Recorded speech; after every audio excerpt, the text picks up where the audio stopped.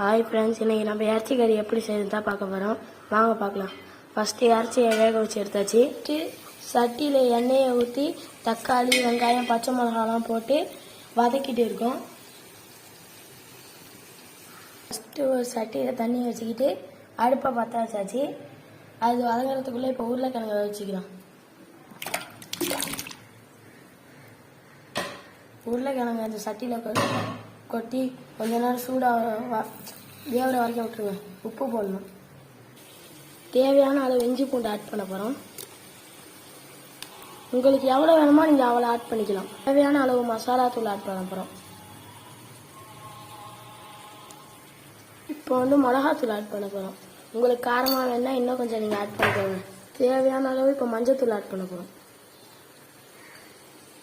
எல்லாத்தையும் போட்டாச்சு. இப்போ கிண்டி விட போகிறோம்.